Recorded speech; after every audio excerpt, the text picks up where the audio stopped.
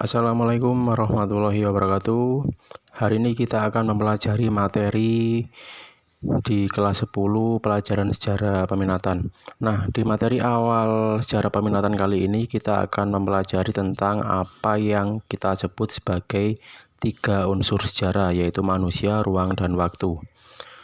Baik, sebelum kita membahas lebih jauh tentang manusia, ruang, dan waktu, mungkin alangkah baiknya kita berikan gambaran dulu tentang pengantar ilmu sejarah. Nah, dalam ilmu sejarah itu kita wajib mengetahui apa yang disebut sebagai konsep dasar ilmu sejarah, di mana konsep dasar ilmu sejarah ini pasti akan kita temukan di dalam setiap peristiwa sejarah yang akan kita pelajari ke depannya. Yang pertama dalam konsep dasar ilmu sejarah adalah unsur sejarah, yaitu manusia, ruang, dan waktu. Yang kedua adalah perubahan dan keberlanjutan dalam peristiwa sejarah. Yang ketiga adalah cara berpikir dalam ilmu sejarah. Nah, ketika kita sudah mengetahui ketiganya, kita akan memiliki kemampuan untuk melangkah ke tahap selanjutnya. Dalam ilmu sejarah itu kita bisa melakukan penelitian ilmu sejarah. Nah, dalam penelitian dan penulisan ilmu sejarah ini juga ada beberapa tahapannya. Ketika kalian melakukan sebuah penelitian atau penulisan dalam ilmu sejarah, tahapan-tahapan yang harus kalian lakukan itu ada 4. Yang pertama adalah pemilihan topik atau penentuan tema atau pemilihan judul. Yang kedua adalah heuristik. Heuristik itu bisa kita artikan sebagai pengumpulan sumber. Dan yang ketiga adalah interpretasi. Interpretasi itu penafsiran dari sumber-sumber yang sudah kita kumpulkan. Dan yang keempat adalah tahap historiografi atau penulisan, di mana semuanya ini akan kita bahas secara berkala, secara berkelanjutan dalam 1 semester ke depan. Nah, kemudian kita juga harus tahu dulu dan paham tentang esensi atau manfaat belajar ilmu sejarah. Ada beberapa manfaat yang akan kalian dapatkan ketika kalian mempelajari ilmu sejarah. Yang pertama adalah kalian bisa mengetahui dan memahami peristiwa sejarah. Dan yang kedua, kalian bisa mengambil makna dan pesan yang ingin disampaikan dari peristiwa sejarah tersebut. Dan yang ketiga, kalian bisa melatih kemampuan investigasi melalui contoh kasus peristiwa yang terjadi di masa lampau. Nah, kalau kita mendengar kata investigasi, mungkin yang ada dalam benak kalian adalah sosok seorang detektif, karena detektif ini merupakan sebuah gambaran dari seseorang yang memiliki kemampuan investigasi yang sangat baik.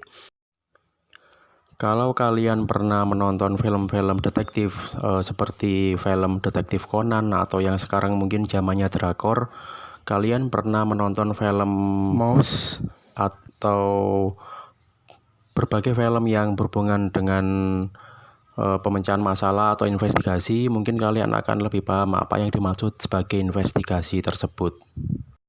Jadi investigasi itu adalah kemampuan yang dimiliki seseorang untuk menggali lebih mendalam tentang sebuah peristiwa atau kejadian yang sudah terjadi. Jadi investigasi ini merupakan salah satu dari skill sejarah. Nah, menarik ya.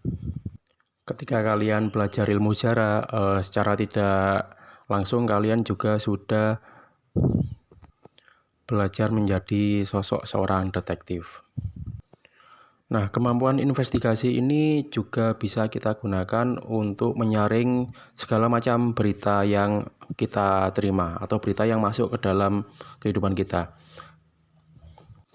Jadi segala macam berita atau kabar yang masuk dalam kehidupan kita itu sebisa mungkin tidak langsung kita terima atau kita telan mentah-mentah. Jadi kita harus menyaring berita yang kita terima, sehingga kita tidak mudah termakan yang namanya berita hoax. Karena di masa sekarang ini berita-berita yang beredar di masyarakat itu sangat banyak dan berbagai macam sumber, sehingga kita harus memiliki kemampuan yang namanya kemampuan untuk memilah dan menginvestigasi berita tersebut, sehingga kita tidak menjadi generasi yang mudah termakan berita hoax.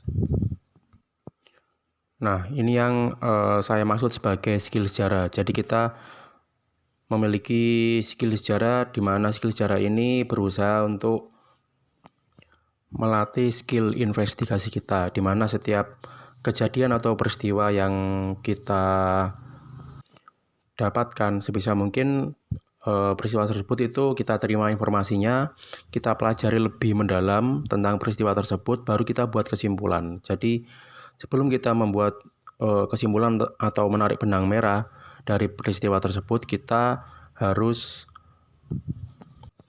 mempelajari peristiwa tersebut lebih mendalam, mungkin dengan cara mengumpulkan segala macam bentuk sumber-sumber yang berhubungan dengan informasi tersebut, bertanya kepada orang, atau bisa juga dengan menggunakan dan mencari informasi di dalam radio, televisi, maupun di dalam buku-buku yang berhubungan dengan peristiwa tersebut. Nah, sekarang kita bahas materi inti kita, yaitu 3 unsur dalam peristiwa sejarah: manusia, ruang, dan waktu, di mana ketiganya ini merupakan unsur-unsur yang saling berkaitan dan tidak dapat dipisahkan. Manusia ini merupakan unsur penting dalam setiap kejadian atau peristiwa sejarah, di mana manusia ini merupakan unsur utama dalam kejadian atau peristiwa sejarah tersebut. Di sini posisi manusia bertindak sebagai pelaku, sebagai subjek dan objek dalam setiap peristiwa sejarah. Yang kedua adalah ruang. Yang dimaksud ruang ini adalah tempat di mana peristiwa sejarah itu terjadi.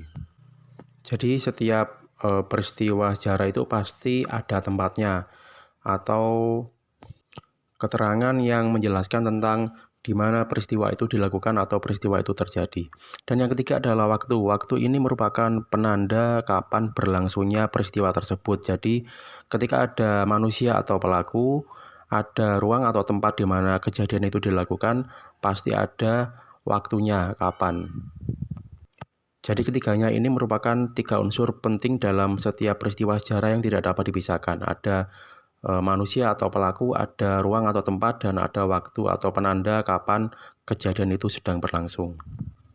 Jadi konsep besarnya adalah manusia, ruang, dan waktu merupakan 3 unsur sejarah yang tidak dapat dipisahkan dan pasti selalu ada dalam setiap peristiwa sejarah. Baik, terakhir ada pesan yang bisa kita dapat. Manusia, ruang, dan waktu akan terus mengalami perkembangan. Ketiganya saling berkaitan dalam menciptakan peristiwa sejarah. Mari kita mulai mengambil peran dalam menciptakan peristiwa sejarah. Mari ciptakan sejarah baik dari kehidupan kita. Belajar dari masa lalu, hadapi masa kini, dan rubah masa depan. Baik, itu yang bisa saya sampaikan. Sekian saya akhiri. Wassalamualaikum warahmatullahi wabarakatuh.